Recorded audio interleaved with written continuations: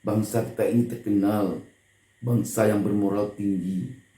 Tetapi mengapa dendam kesumat tidak bisa kita lepaskan dari kita? Rasa sakit hati tidak bisa kita lepaskan dari kita setelah orang tempat kita berdendam itu, tempat kita bersakit hati itu telah meninggal. Itukah orang yang bermoral tinggi? Apa dasarnya yang membolehkan seseorang mengungkit-ungkit, menyebut-nyebut kesalahan, perbuatan buruk seorang yang telah meninggal? Tidak semestinya kita mengungkit-ungkit aib, mengungkit-ungkit keburukan orang yang sudah tiada.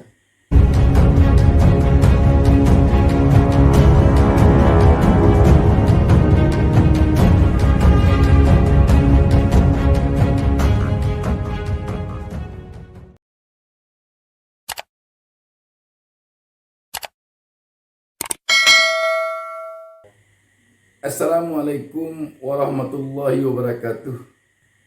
Jumpa kembali dengan saya Bustami Narda.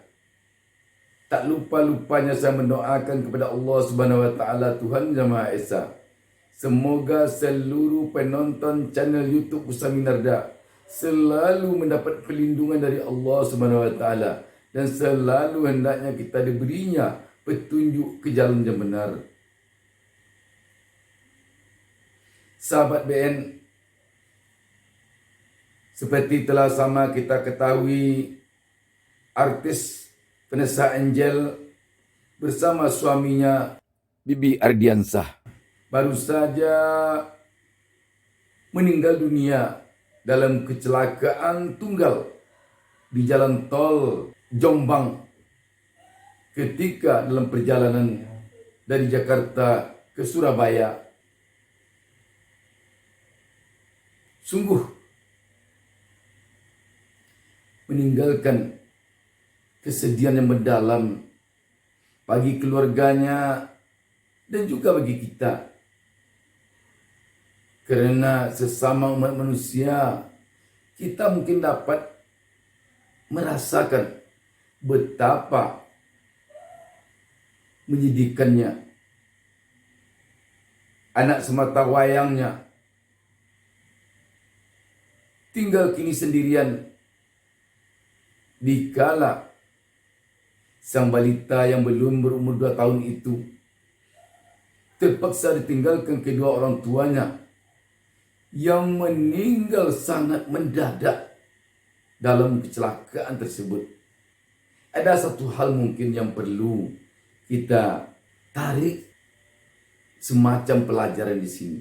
Orang yang sudah meninggal, siapapun dia, seburuk apapun tingkah pola perangainya ketika dia hidup, kita tidak boleh membicarakan apalagi mempergunjingkan keburukan orang yang telah meninggal itu. Kita harus mengupayakan menyebut kebaikan-kebaikannya semasa dia hidup. Hadis Rasulullah SAW mengatakan, janganlah kalian mencela mayat karena mereka telah pergi untuk mempertanggungjawabkan apa yang telah mereka perbuat. Hadis riwayat HR Bukhari. Kalau kita perhatikan ini, di samping ini diperintahkan oleh agama, dari etika dan moral juga ini, menurut saya alangkah tidak beradabnya kita kalau orang yang sudah meninggal masih juga kita pergunjingkan, masih juga kita ungkit-ungkit keburukannya. Apalagi kalau sempat kita mengatakan keburukannya itu, menyebut-nyebut aibnya itu dengan hati yang panas, dengan hati yang dendam. Saya mengatakan ini karena saya melihat ada konten-konten YouTube yang terkesan mengungkit-ungkit keburukan orang ini. Alangkah baiknya kalau kita mendoakan agar kedua mereka ini diterima oleh Allah Subhanahu wa taala di sisinya dengan sebaik-baiknya dan diampuni segala dosa yang diperbuatnya selama di dunia ini. Tidaklah elok kalau kita merasa kita sudah dapat kunci surga dan kita seperti dijamin untuk masuk surga, dan seorang penasihat angel sepertinya dia akan penghuni neraka, dan kita tidak boleh mendahului Allah Subhanahu wa taala. Tidak boleh kita takabur bahwa kita yang masuk surga nanti dan orang itu masuk neraka. Itu namanya kita takabur. Itu namanya kita mendahului Allah Subhanahu wa taala. Amal perbuatan seseorang yang menentukan diterima atau tidaknya adalah Allah, bukan orang yang beramal tersebut. Dosa seseorang hanya Allah yang menentukan apakah bisa diampuni oleh Allah atau tidak, bukan orang yang berdosa tersebut. Sahabat BN mengingat anak yang masih kecil tinggal sekarang ini sendirian. Saya teringat kepada adik saya dulu yang tinggal bersama saya ketika ibu saya meninggal.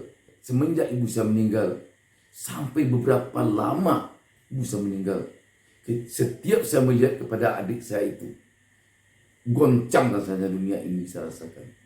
Goncang. Layu tulang saya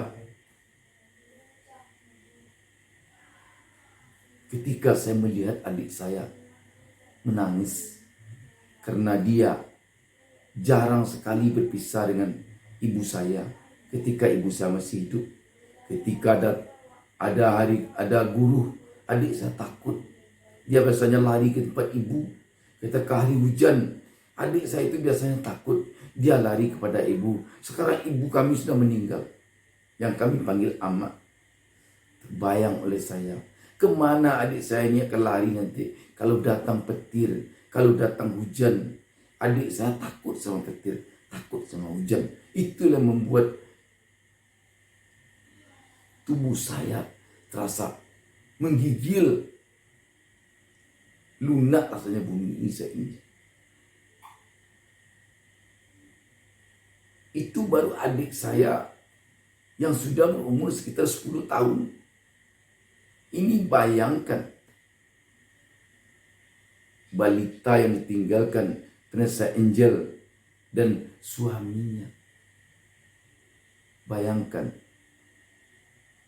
Dan kita sekarang tentu bisa membayangkan bagaimana runtuhnya, hancurnya hati orang-orang terdekat dengan si balita ini ketika melihat balita ini menangis, minta mamanya malam hari, menangis, minta dibuatkan susu oleh mamanya tengah malam, menangis ketika dia minta baju, minta mandi. Waduh, pahit itu.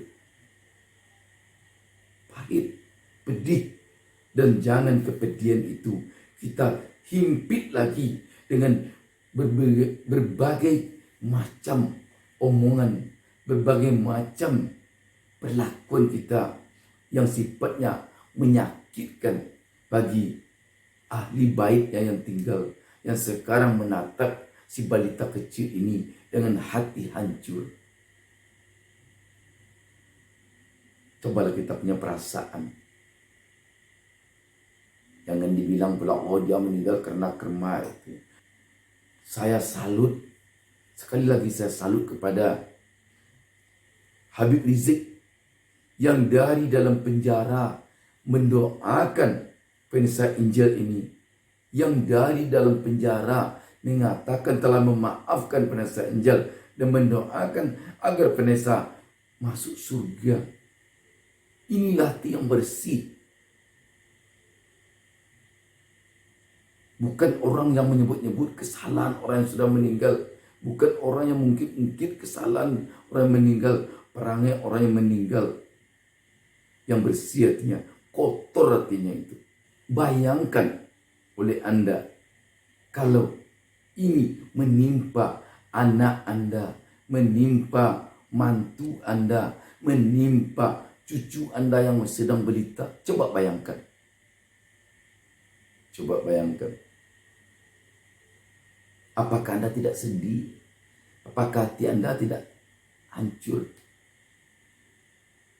Kalau Anda mengatakan, saya beriman, saya tidak sedih, saya tidak yakin. Saya tidak yakin.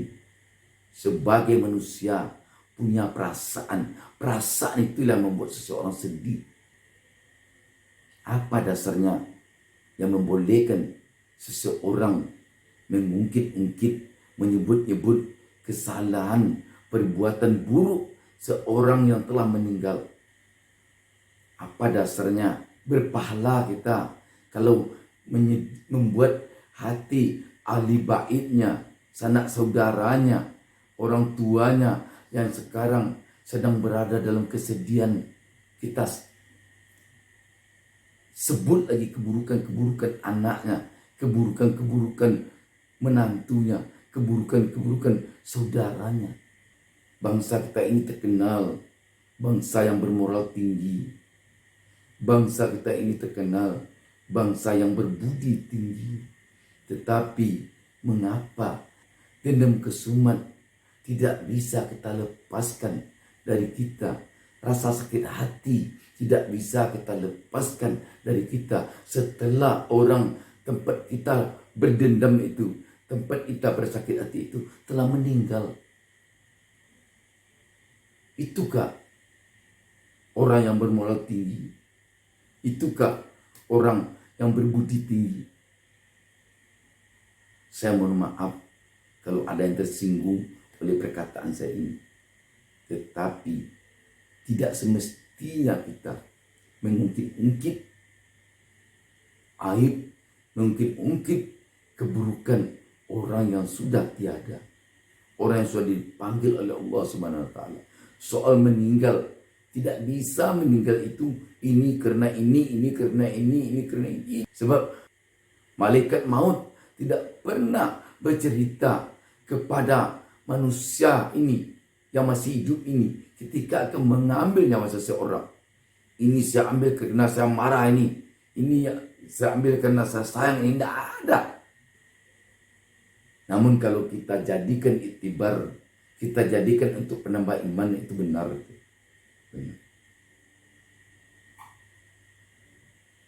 Jangan kita jadikan untuk melepaskan sakit hati anaknya yang sekarang tinggal sendirian.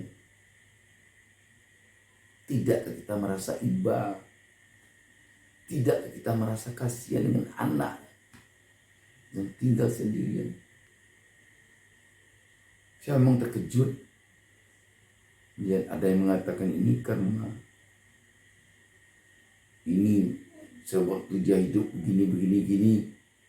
Tidak usah itu disebut, tutuplah itu. Tidak ada gunanya, hanya akan membuat dalam jatuhnya sanak saudaranya yang ditinggalkan sekarang, orang tuanya yang dia tinggalkan sekarang. Tidak ada manusia yang tidak berdosa, tidak ada. Tidak ada manusia yang tidak khilaf, tidak ada manusia yang tidak bersalah, tidak ada. Kadang-kadang ada manusia yang bergelimang dosa, tetapi di akhir-akhir hayatnya dia tobat. Begitu dia tobat, dia tak lama kemudian meninggal. Ada juga manusia ini yang taat beragama pada awalnya, tetapi di akhir-akhir hayatnya dia bergelimang dosa. Makanya ada benarnya juga bahwa surga itu akan dihuni oleh mantan-mantan preman. Sedangkan neraka itu akan dihuni oleh mantan-mantan orang baik. Orang baik yang di akhir hidupnya menjadi buruk akan menghuni neraka. Orang buruk yang pada akhir akhir hidupnya dia menjadi baik, akan menjadi penghuni surga. Kita mendengar keluarga Febiansah dan Vanessa Angel ini di akhir-akhir hayatnya ini, dia senang bersedekah, dia serius untuk berusaha. Kalaulah Allah memberinya ampun atas segala kesalahan yang diperbuatnya dulu, dia akan menjadi penghuni surga.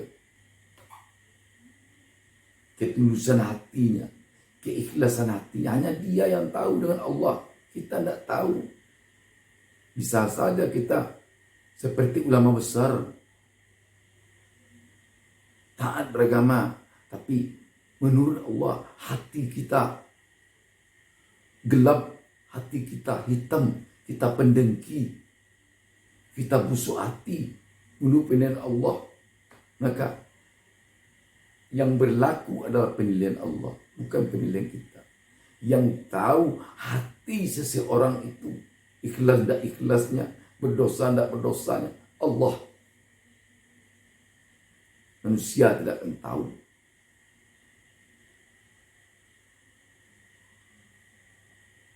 Sekali lagi, saya mengajak kita semua untuk mendoakan arwah almarhumah Vanessa Angel dan suaminya almarhum Bibi Ardiansah agar diterima Allah Subhanahu wa taala di sisinya dengan sebaik-baiknya, agar diampuninya dosa kedua insan ini oleh Allah Subhanahu wa taala, sehingga keduanya menjadi penghuni surga, dan agar kita yang ada sekarang ini dihindarkan oleh Allah Subhanahu wa taala dari dosa, dan agar anak yang ditinggalkannya kelak menjadi anak yang baik, menjadi anak yang benar-benar dekat kepada Allah Subhanahu wa taala, sehingga setelah dia meninggal nanti dia juga menjadi penghuni surga. Dan tentu kita berdoa kepada Allah Subhanahu wa taala agar anak kecil yang ditinggalkannya ini mendapat perawatan yang baik dari yang mengasuhnya sampai dia dewasa nanti, sampai dia bisa mandiri, sampai dia berkeluarga. Demikian saja. Wassalamualaikum warahmatullahi wabarakatuh.